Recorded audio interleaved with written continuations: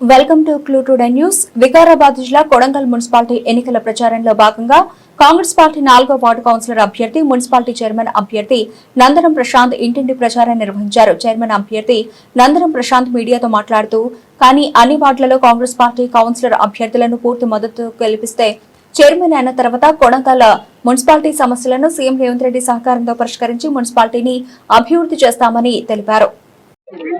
Municipal election లో భాగంగా 8 వార్డులో క్యాన్వర్సింగ్కు రావడం జరిగింది. అయితే మీకు అందరికీ తెలుసు, గతంలో టీఆర్ఎస్ ప్రభుత్వంలో మళ్ళా నిన్ననో మొన్ననో నరేందర్ రెడ్డి వచ్చి అది చేసినాం ఇది చేసినాం అని చెప్పి చాలా గప్పాలు కొట్టిపోయిండు. యాడ ఏం చేసినా ఇవాళ ప్రజలందరూ ఆయన వెంబడి ఉండేటోళ్ళు. మళ్ళీ ఆయన చేయనందుకే మళ్ళా మన గౌరవనీయులు రాష్ట్ర ముఖ్యమంత్రి రేవంత్ రెడ్డి గారి తరఫు మళ్ళీ ఎలక్షన్లో మళ్ళీనాక కూడా చాలా జిమ్మిక్కులు చేసి ఎవరెవరితోనో కలిసి చాలా మంది క్యాండిడేట్లను అనవసరంగా వేయించి తీసుకొని పోయి ఫామ్ హౌస్లో దాపెట్టుకొని తీసుకొని వచ్చి మళ్ళీ వదిలిపెట్టిండు. ఆయన ఫామ్ హౌస్లో దాపెట్టినా దాపెట్టినా ప్రజలు ఇచ్చే తీర్పుకు శిరసా వహిస్తాం అందరం. ఎందుకంటే ఇలా అభివృద్ధి పథంలో కొడంగల్ నడుస్తుంది. కొడంగల్లో ఏ గల్లీలో ఏం కావాలన్నా, సీసీ రోడ్లు కావాలన్నా, మోర్లు కావాలన్నా, నీళ్లు కావాలన్నా చేసేది కాంగ్రెస్ ప్రభుత్వమే, చేపించేది కూడా కాంగ్రెస్ ప్రభుత్వమే. ఇవాళ కాబట్టి ప్రజలందరూ మళ్ళా కాంగ్రెస్ పార్టీ ఎంత ఉంటారు, కాంగ్రెస్ పార్టీకి సహకరిస్తారు. 12 వార్డులలో 12 వాళ్ళు తప్పకుండా తప్పకుండా కాంగ్రెస్ పార్టీ జెండా ఎగరవేస్తాం. అభివృద్ధి ప్రణాళికతోనే మున్సిపల్ కూడా ముందర జరగబోతుంది. గతంలో లాగా కాకుండా కొత్త మున్సిపాలిటీలో కొత్త కారణంతోన కొత్త అవకాశాలతోన చాలా కొత్త దీంతోన కొత్త మున్సిపల్ ఏర్పడబోతుంది. మున్సిపల్ అయిన తర్వాత కూడా అభివృద్ధి ప్రణాళిక కార్యక్రమాలు కూడా కొత్త తరాల్లోనే ఉంటాయి, పాత తరాలు ఏమీ ఉండవు. కాబట్టి దీన్ని దృష్టిలో ఉంచుకొని రేపు 11వ తారీఖు జరగబోయే ఎలక్షన్లో కొడంగల్ ప్రజలందరూ కాంగ్రెస్ పార్టీకి పట్టం కట్టి మా వెంబడి ఉంటారని ఆశిస్తున్నాం. కాలనీలో మన గౌరవనీయులు ముఖ్యమంత్రి రేవంత్ రెడ్డి గారు అయిన తర్వాతనే ఇవాళ రోడ్ల పనులు జరుగుతున్నాయి, మోర్ల పనులు జరుగుతున్నాయి. నీళ్ళ సమస్య ఉందంటే ఈ కాలనీకి సపరేట్గా ఒక వాటర్ ట్యాంక్ ఏర్పాటు చేసి నీళ్ళ సమస్య కూడా తీరుస్తాం.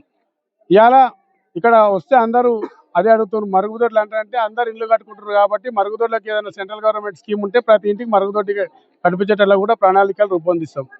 ఇదే గాంధీనగర్ లో కానీ, కార్గిల్ కాలనీ కానీ ఇలా ఒక సీఎం నియోజకవర్గం లోపలనే మహిళలకు మరుగుదొడ్లు కరువైనాయి.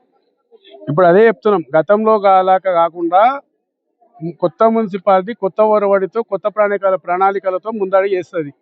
కాబట్టి ఎవరికి ఏ కాలనీలో ఎవరికి ఏమి ఇబ్బంది ఉన్నా ఖచ్చితంగా మరుగుదొడ్ల విషయం పెద్ద విషయం ఏం కాదు.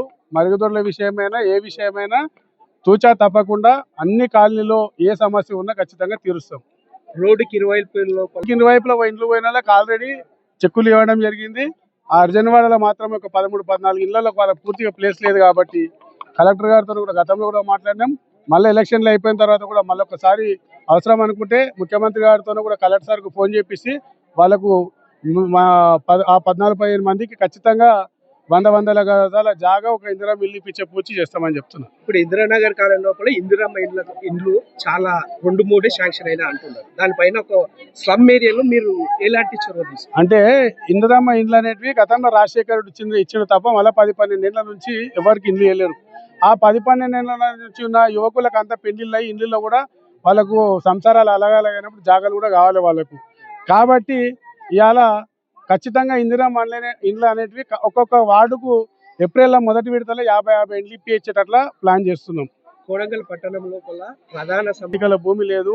మేజర్గా గాంధీనగర్ వాసులు కూడా నాకు చెప్పిండ్రు, ఈ విషయం ఏది ఉన్నా గవర్నమెంట్ ప్లేస్ ఎక్కడ ఉంటే అక్కడ వాళ్ళకి అలాట్ చేపిస్తాం. లేకుంటే ఏందనేది ప్రత్యామ్నాయంగా కూడా కలెక్టర్ గారితో సీఎం గారితో మాట్లాడి దాని మీద చొరవ తీసుకుంటాం. Thank you sir.